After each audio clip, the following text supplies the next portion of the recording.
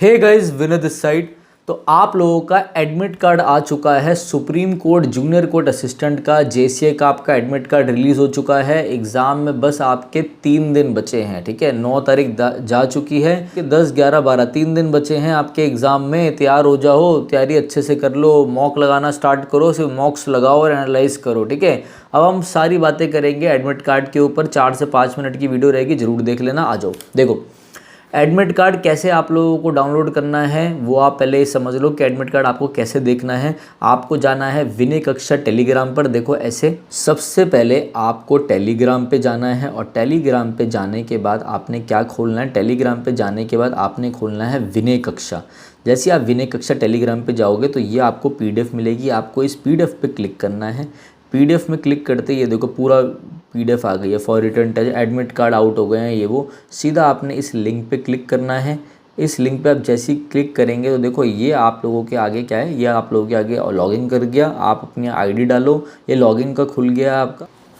अब हम कुछ चीज़ें जान लेते हैं एडमिट कार्ड को लेकर। तो देखो आप लोगों की स्क्रीन पे आ गया होगा। देखो, candidates will not be permitted to enter the examination venue without the following: admit card downloaded from the SCA website, a clear printout on A4 size paper duly filled in, ठीक है, और एक original valid proof होना चाहिए। पहले तो मैं आप लोगों को बता दूं कि देखो आपको एडमिट कार्ड अपना लेके जाना है। एडमिट कार्ड एकदम A4 साइज पेपर में ही प्रिंट आउट होने चाहिए, एकदम क्लियर होना चाहिए। ठीक है, कलर ले जाना चाहो कलर भी ले जा सकते हो, ब्लैक एंड वाइट भी ले जा सकते हो, मगर क्लियर होना चाहिए। ठीक है सर, एडमिट कार्ड का सिर्फ पहला पन्ना लेके जाना है? नहीं, एडमिट कार्ड का पहला पन्ना नहीं लेके जाना। जरा आप नीचे आ जाओ, किसमें नीचे आ जाओ आप, 11 नंबर पॉइंट पे। 11 नंबर पॉइंट को हम अच्छे से देख लेते हैं। देखो क्या लिखा हुआ है यहाँ पे, आप लोग देख पा रहे होंगे।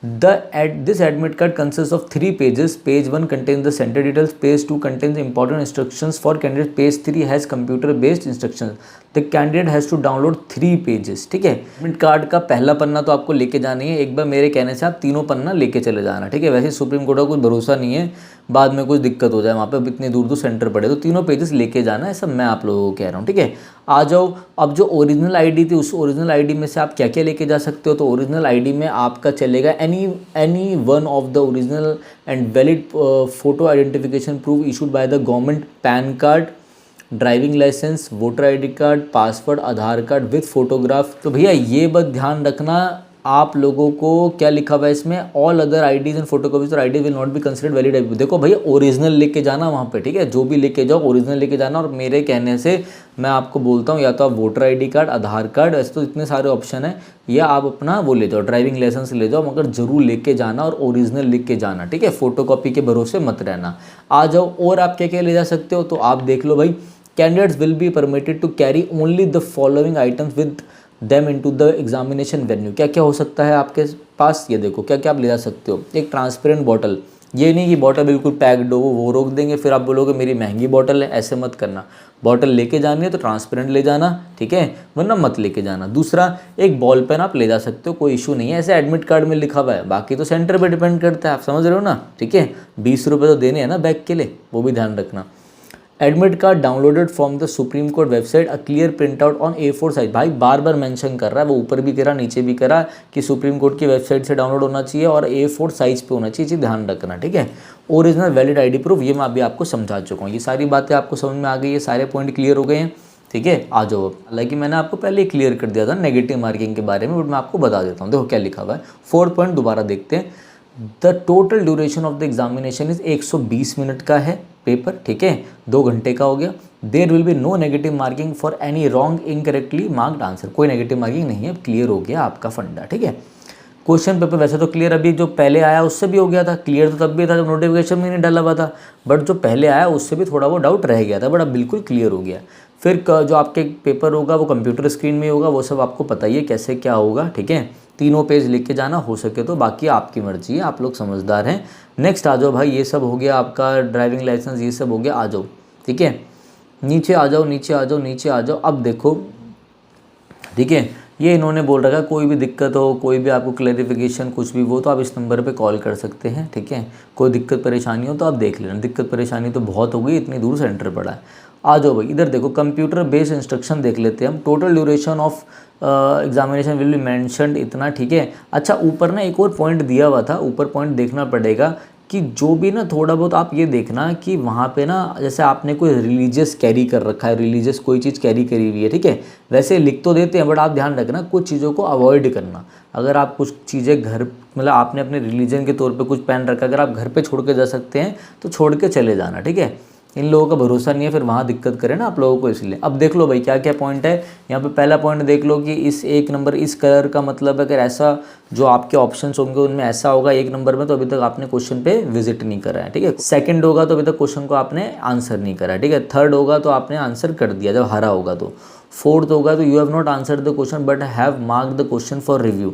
आपने बस क्वेश्चन को टिक कर दिया कि मैं देखूंगा, बट आपने आंसर मार्क नहीं करा। ये चीज़ ध्यान रखना, फोर्थ और फिफ्थ में कंफ्यूज मत होना। फिफ्थ में क्या आपने आंसर कराया और उसे मार्क फॉर रिव्यू कर दिया है, मतलब आपने पहले आंसर करा और फिर उसे मार्क फॉर रिव्यू कर दिया और आपने नेक्स्ट दबा दिया, ठीक है। ये चीज़ कहाँ लिखी हुई, नीचे आ जाओ। The mark for review status for a question simply indicates that you would like to look at that question again, ठीक है। In case of symbol number 5, number 5 ध्यान रखना, if a question is answered कि भाई आपने question answer कर दिया है फिर उसको मार्क फॉर रिव्यू करो और आपने नेक्स्ट करा है, is answered and mark for review, your answer for that question will also be considered in the evaluation, तो भी आपका वो कैलकुलेट होगा, ठीक है। There is no negative marking for given wrong answer in the CBT. अब मेरी बात सुनो, इतने 2 बार उन्होंने लिख दिया नेगेटिव मार्किंग नहीं है, पहले भी क्लियर कर दिया।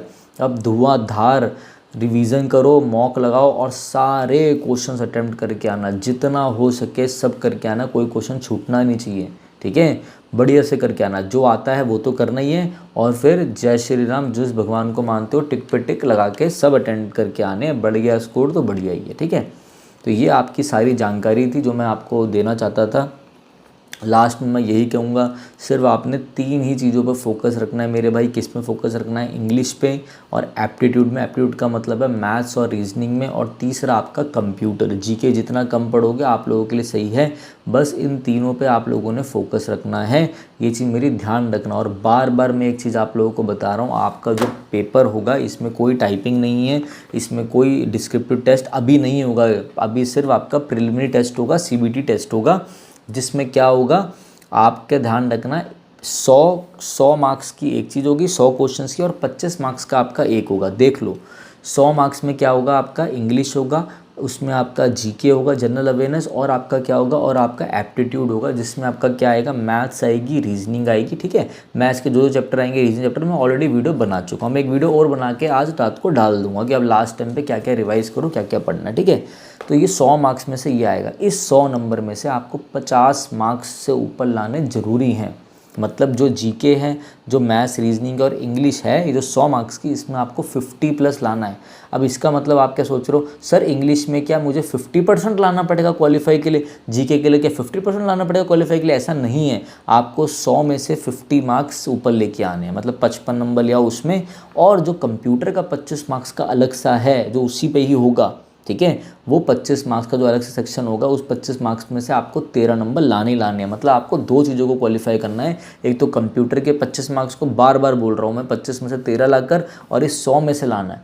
समझ लो आप इस 100 में से ले आए 80, ठीक है, और कंप्यूटर में ले आप 10 नंबर, तो आप पेपर में फेल हो, आप डिस्क्रिप्टिव की तैयारी में नहीं जाओगे। या फिर आप इस 100 में से ले आए कितने, 45, और कंप्यूटर में ले आए 25 में से 25, तो भी आप फेल हो। ये बात मेरी ध्यान रखना, बाकी तो आपकी मर्जी, आप लोग समझदार हैं। इससे नेक्स्ट वीडियो में आप लोगों के लिए डाल दूंगा कि कैसे क्या पढ़ना है लास्ट के 2 दिन, मतलब 3 दिन, 10 तारीख 9 तो चलेगी, 10 तारीख, 11 तारीख, 12 तारीख को, चाहे ट्रेन हो 12 को, तो रिवीजन में क्या करना वो कर लो। मैं ये गारंटी से बोलता हूँ कि 5 से 6 नंबर बूस्ट हो जाएगा, चाहे आप कहीं भी फंसे हो, बाकी आप लोगों के ऊपर है, ठीक है। तो चलिए गाइस, अच्छे से पढ़ लेना।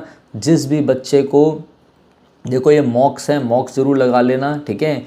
और लास्ट में भी मैं आपको मॉक्स के बारे में बताऊंगा, इसमें हमने 9 से 10 मॉक्स, अभी 10 मॉक्स और अपलोड हो जाएगा सेक्शनल, 10 सेक्शनल मॉक फ्री डाल रखे हैं, कोई फीस नहीं है, फ्री है, तो जाके लो, आप वहाँ पे जाके आप बाय कर सकते हो, ठीक है। और जो बच्चा वैसे बाय करना चाहता हो, जो फुल मॉक हमारे हैं, मॉक्स मिल जाएंगे, तो वहाँ से जाके भी आप लगा लेना, ठीक है। तो चलेगा इस, thank you, have a nice.